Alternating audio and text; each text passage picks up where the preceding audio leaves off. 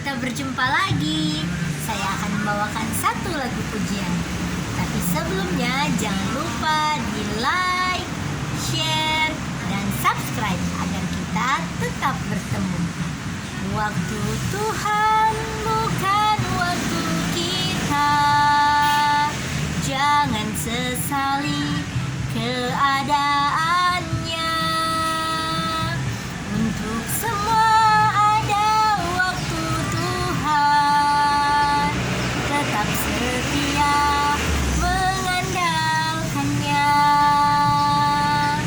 Segala yang terjadi di hidupku, janji Tuhan menghidupiku selalu.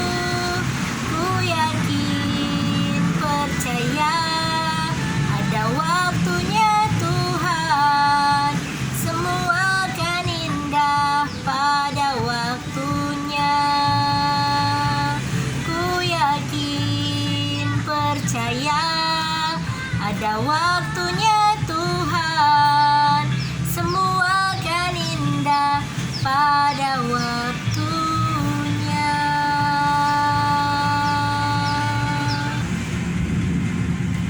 Saudaraku, kembali lagi hari ini kita bertemu dan akan mendengarkan firman Allah.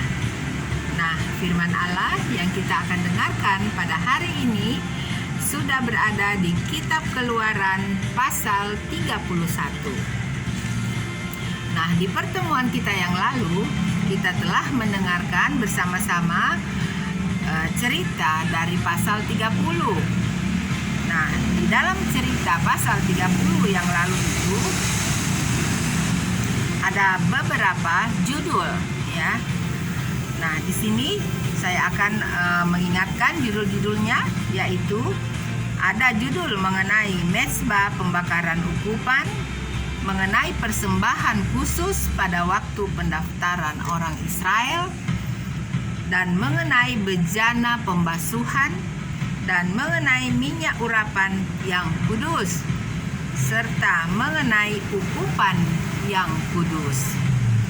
Nah, itulah cerita yang kita sudah dengarkan di pasal 30 yang lalu. Nah, pada saat ini kembali kita akan mendengarkan di cerita di pasal 31. Nah, judul daripada cerita di pasal 31 ini adalah Besalel dan Aholiab ditunjuk. Nah, judulnya Besalel dan Aholiab ditunjuk. Nah, kita nanti akan mendengarkan siapakah mereka ini. Saya akan membacakan dari ayat pertama. Berfirmanlah Tuhan kepada Musa, lihat, telah kutunjuk Besalel bin Uri bin Hur dari suku Yehuda, dan telah kupenuhi dia dengan roh Allah, dengan keahlian dan pengertian dan pengetahuan dalam segala macam pekerjaan. Ayat 4, untuk membuat berbagai rancangan supaya dikerjakan dari emas, perak, dan tembaga, untuk mengasah batu permata supaya ditata, untuk mengukir kayu, dan untuk bekerja dalam segala macam pekerjaan. Dan ayat 6, juga aku telah menetapkan di sampingnya Aholiab bin Ahisamak dari suku Dan. Dalam hati setiap orang ahli telah kuberikan keahlian. Haruslah mereka membuat segala apa yang telah kuperintahkan kepadamu. Nah, saudaraku, kita melihat di sini bahwa dua orang, yaitu Besalel dan Aholiab ini, mereka ini adalah orang-orang yang ditunjukkan oleh Tuhan Allah untuk membuat bait suci, ya, dan juga semua peralatan yang ada di dalam kemah suci, serta pakaian daripada Imam Harun. Nah, dikatakan tadi bahwa mereka membuat berbagai rancangan supaya dikerjakan dari emas, perak, dan tembaga, dan juga untuk mengasah batu permata supaya ditata. Nah, saudaraku masih ingat bahwa Imam Harun itu mempunyai baju yang banyak sekali permata-permata di dalamnya, ya. Nah, itu semua dibuat oleh Bezalel dan dibantu oleh Aholiab. Nah, apalagi yang mereka berdua kerjakan? Kita melihat di ayat 7. Kemah pertemuan, tabut untuk hukum, tutup pendamaian yang terletak di atasnya, dan segala perabotan.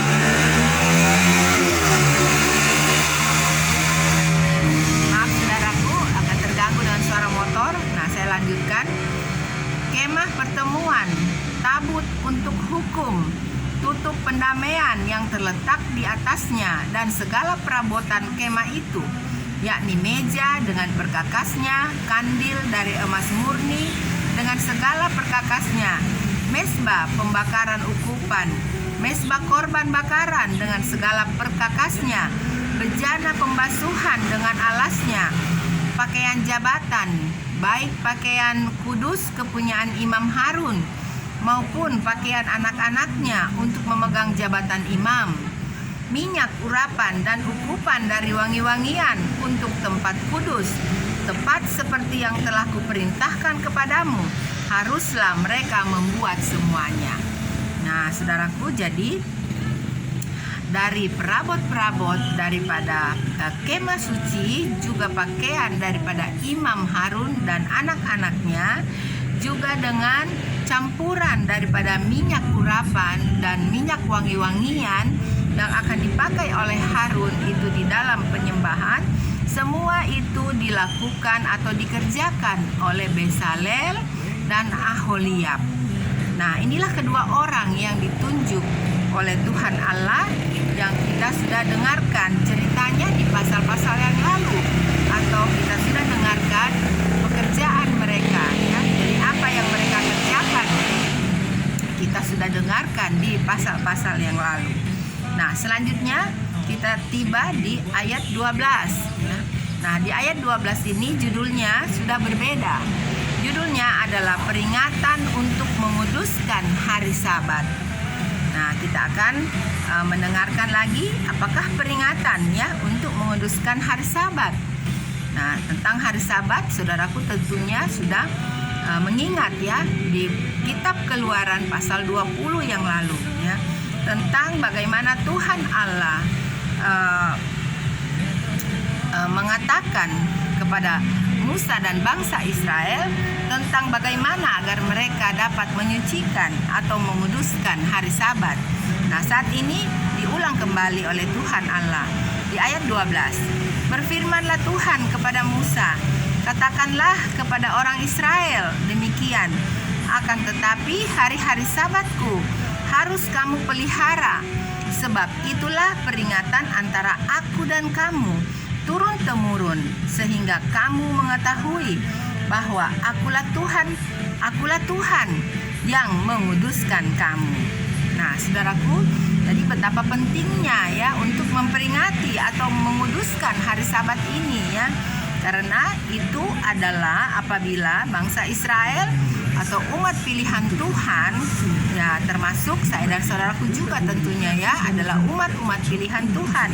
Apabila kita menguduskan atau menyucikan hari Sabat itu, maka itu kita akan memperingati bahwa ada Allah, ya, pencipta langit dan bumi yang kudus. Nah, selanjutnya kita akan mendengarkan di ayat 14. Haruslah kamu pelihara hari Sabat, sebab itulah hari kudus bagimu. Siapa yang melanggar kekudusan hari Sabat itu, pastilah ia dihukum mati. Sebab setiap orang yang melakukan pekerjaan pada hari itu, orang itu harus dilenyapkan dari antara bangsanya. Nah, jadi ini adalah satu perintah, ya, termasuk perintah yang keras yang dikatakan oleh Tuhan Allah kepada umat-umat pilihannya. Nah, ayat 15, 6 hari lamanya boleh dilakukan pekerjaan, tetapi pada hari yang ketujuh haruslah ada Sabat, hari perhentian penuh, hari kudus bagi Tuhan. Setiap orang yang melakukan pekerjaan pada hari Sabat, pastilah ia dihukum mati. Nah, kembali lagi ya, di ayat 14 diingatkan dan di ayat 15 juga, bahwa apabila setiap orang yang melakukan pekerjaan pada hari Sabat, pastilah ia dihukum mati. Maka haruslah orang Israel memelihara hari Sabat dengan merayakan Sabat turun-temurun menjadi perjanjian kekal antara aku dan orang Israel. Maka inilah suatu peringatan untuk selama-lamanya. Sebab 6 hari lamanya Tuhan menjadikan langit dan bumi, dan pada hari yang ke-7 Ia berhenti bekerja untuk beristirahat. Nah, saudaraku, kembali lagi ya, kita ingat pada saat Tuhan Allah selesai mengerjakan atau menciptakan dunia ini, maka Tuhan itu berhenti ya pada hari yang ke-7 ya. Kemudian Dia menguduskan hari itu. Nah, ini diingatkan kembali ya oleh Tuhan Allah sendiri kepada Musa yang akan disampaikan kepada bangsa Israel ya pada saat itu, dan tentunya kepada kita juga semuanya saat ini, karena kita adalah Israel rohani ya. Kita adalah umat-umat pilihan Allah. Nah, selanjutnya kita akan teruskan di ayat 18. Nah, di ayat 18 ini judulnya sudah berubah. Judulnya Musa menerima kedua loh hukum ya. Nah, jadi di pasal-pasal yang lalu kita mengingat bahwa Musa masih ada di atas gunung ya, di atas gunung Sinai selama 40 hari, dan di sanalah Tuhan memberikan dia dua loh hukum bersama dengan semua ketetapan atau peraturan-peraturan yang Tuhan berikan kepada Musa untuk disampaikan kepada bangsa Israel. Nah, di ayat 18 ini kita akan mendengarkan, dan Tuhan memberikan kepada Musa setelah ia selesai berbicara dengan dia di gunung Sinai kedua loh hukum Allah, loh batu yang ditulis oleh jari Allah. Nah, jadi saudaraku, di pasal 31 ini barulah diceritakan Musa telah diberikan oleh Allah kedua loh hukum atau loh batu yang ditulis oleh jari Allah. Nah, jadi cerita kita dari pasal 31 ini tidak terlalu panjang ya, ceritanya dari ayat 1 sampai ayat 18 saja. Nah, saudaraku, saya berharap saudaraku sudah bisa menyimak akan cerita yang kita baru dengarkan bersama-sama ya. Jadi betapa Tuhan Allah kita itu memang mempunyai banyak peraturan-peraturan ya, atau ketetapan-ketetapan. Nah, itu semua ketetapan atau firman Allah itu teristimewa, firman Allah yang ditulis di dalam kedua loh hukum Allah atau loh batu itu haruslah umat-umat pilihan Allah itu mengikutinya ya, atau melakukannya, sehingga tentunya kita semuanya bisa benar di hadapan Tuhan Allah. Nah, saudaraku, sampai sekianlah cerita yang saya dapat sampaikan dari pasal 31 ini. Kiranya dimanapun saudaraku berada, kasih daripada Tuhan Allah, cinta daripada Tuhan Allah selalu menyertai akan saudaraku. Terima kasih sudah bersama-sama dengan saya. God bless you. Bye.